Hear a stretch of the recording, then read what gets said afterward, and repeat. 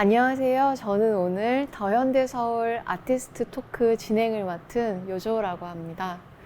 더현대서울 오픈 1주년을 맞이해서 저희가 아티스트 4분을 모시고 아티스트 토크를 진행해 보려고 하는데요. 그중 3번째 인터뷰위를 모시겠습니다. 김찬용 전시해설가님입니다. 안녕하세요. 안녕하세요. 반갑습니다. 저는 15년째 전업 도슨트로 활동하고 있는 미술전시 해설가 김찬용입니다. 반갑습니다. 네, 저희가 초면이 아니지요.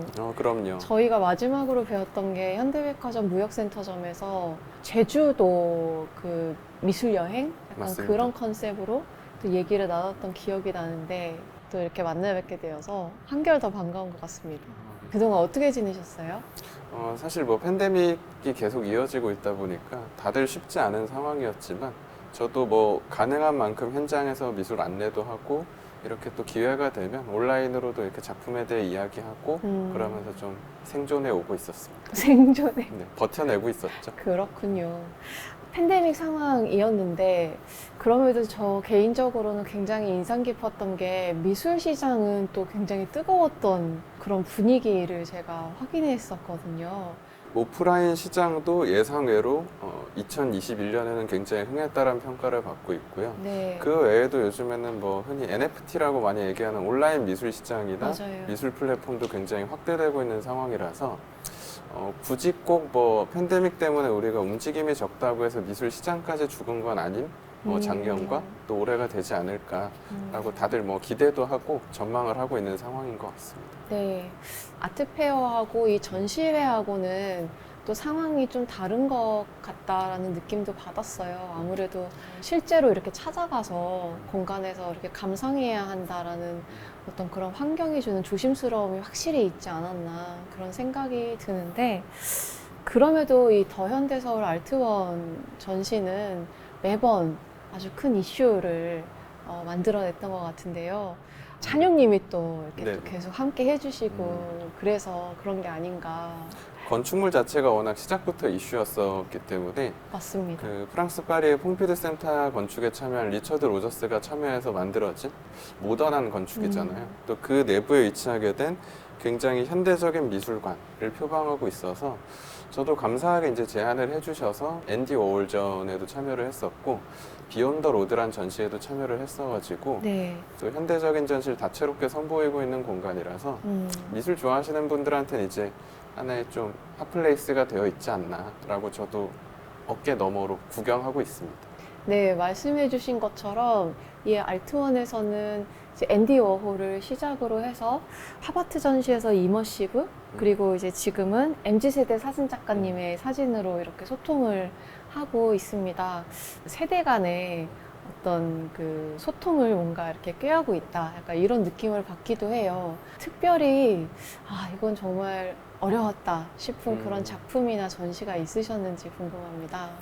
사실 이 알트원에서 참여했던 전시 중에서는 앤디 올 같은 경우에는 이제 반세기 전에 돼가 있고 분석도 많이 되어 있고 글이나 논문이 많이 있다 보니까 오히려 그 방대한 자료를 응축하는 게 저한테는 좀 일이었다면 비욘 더 로드란 전시는 사실 런던 사치 갤러리에서 가장 컨템퍼러리한 전시다라고 극찬을 받은 이후에 국내에서 이제 2번째로 열리게 된 전시였었기 때문에 전시 형식 자체가 좀 독특했었거든요. 말씀하신 이머시브 전시란 단어부터가 맞아요. 사실 이렇게 되게 낯설게 들릴 수 있는 그 장르여서 음악을 기반으로 한 전시였고 시각적인 감상보다는 공간을 경험하고 느끼는 게 굉장히 중요한 전시였었기 때문에 어떻게 안내해야 될까 이 고민을 정말 많이 해서 음악을 최대한 해하지 않는 상태로 프라이빗 도슨트로 좀 진행했으면 좋겠다라고 부탁을 드리고 이제 저녁 때만 이제 도슨트 프로그램을 진행을 했었어서 저한테도 도전이기도 했었지만 구경 오시는 분들한테도 기존의 뻔한 미술관하고는 좀 다른 새로움을 보여주고 있구나. 어렵지만 되게 재미있었다라고 네. 좀 기억할 수 있을 것 같습니다. 우리가 이제 어려워가지고 외면하는 경우가 많았던 이 현대미술이라는 것이 굉장히 급부상하고 있는데, 이 현대미술이 또 어떤 때는 굉장히 좀 단순하게 이렇게 와닿은 느낌도 있다가도 또 한편으로는 너무 어렵고 그래서 저 자체도 좀 정립이 잘 안 되는 그런 느낌이에요. 현대미술은 어떤 것인가요? 라고 질문을 드린다면 어떻게 설명해 주시겠는지. 보통 현대 미술이라고 얘기하는 건 완전 우리 시대 예술까진 얘기를 잘 안 하는 경우가 많고요. 앤디 워홀 네. 등장했던 시대부터 밀레니엄 시대 직전까지의 모던 아트를 일반적으로는 현대 미술이라고 많이 얘기하는 것 같고요. 밀레니엄 시대 이후부터 지금 우리까지 예술은 보통 컨템퍼러리 아트라고 또 네. 동시대 미술이라고 많이 얘기를 하는 것 같은데요. 음. 좀 묶어서 그걸 우리가 현대 미술이라고 그냥 포괄적으로 한번 생각을 해본다면 제가 생각하는 현대 미술은 다채로움이라고 생각을 하고요. 자체로. 난해하게 느껴지는 것도 있고 아름다운 것도 있고 정말 온갖 것들이 동시에 존재하고 있는 게 지금 우리 시대의 예술이다 라는 생각을 전 하고 있고요. 다만 좋은 현대 미술은 우리 시대를 가장 잘 표현하고 잘 이야기하는 예술이 아닌가라는 생각이 들어서 어렵게 느껴질 수는 있겠지만 그런 만큼 도전하고 좀 이해하려고 감상하다 보면은 내가 던져져 있는 세상에 대한 이해도를 되게 높여주는 예술이 현대미술이 아닌가라고 좀 정리해 볼 수 있을 것 같아요. 참 현대미술의 종류도 다양한데 그 중에는 이게 그냥 일상의 흔적인지 미술인지 좀 이렇게 헷갈리게 하는 작품들도 있는 것 같아요. 대표적으로 그 미국의 추상표현 2세대 화가라고 하는 사이 투엄블리의 작품을 보면 우리가 그냥 메모지에 낙서하는 그런 것 같기도 하고 맞습니다. 그냥 아이가 그린 그림 같기도 하고 모호하게 느껴지는 경우가 있어요. 우리가 이런 현대미술을 감상할 때 어떤 이해와 시선으로 바라봐야 되는지 좀 그것도 여쭤보고 싶습니다.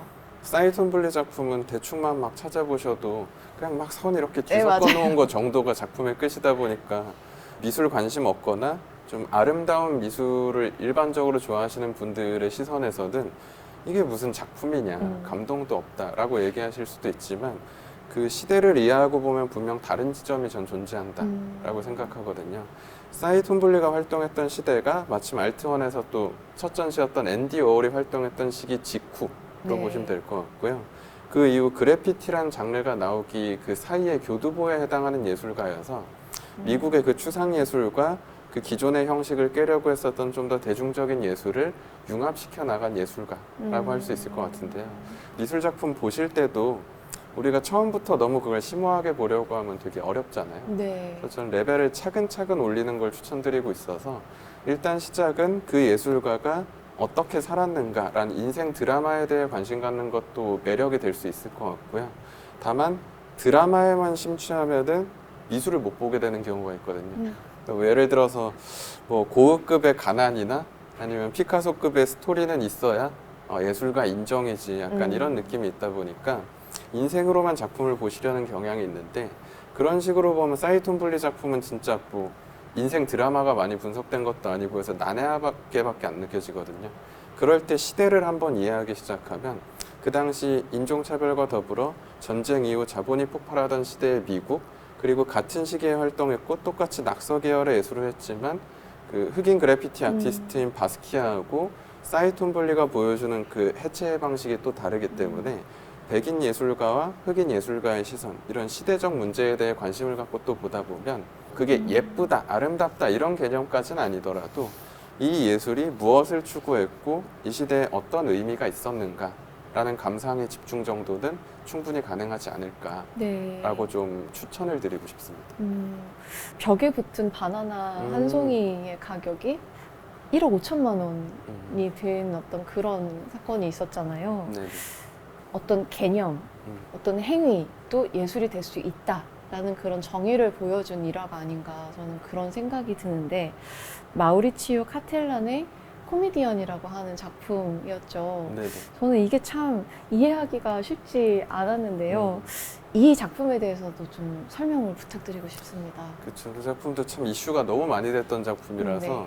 카텔란이 말씀드린 그 아트페어에 바나나 하나 테이프로 이렇게 붙여놓고 작품이다 했는데 이게 말씀하신 하나로는 1억이 넘는 가격에 거래가 됐다 보니까 이게 왜 도대체 그 가격인가 진짜 미술계 내부에서도 의견이 좀 분분하긴 했었거든요. 그리고 정작 그걸 또 당사자는 먹었잖아요. 그렇죠. 다른 이제 네, 행위 예술가가 와서 현장에서 갑자기 기습적으로 그걸 먹어버렸는데 이것도 참 독특한 게 그게 만약 오리지널 작품이 중요한 거라면 그게 훼손 문제가 됐을 텐데 말씀하신 개념 미술 장르로 분류되다 보니까 이 원본이 없어져도 이건 새로운 바나나로 교체하면 네. 되고 그 개념만 존재하면 된다 이렇게 얘기해 버리니까 이런 뭔가 것들이 예술이 다 될 수 있는 거고 뭐 어떻게 분류해야 되냐 막 이런 좀 의견들이 참 많이 갈렸었거든요.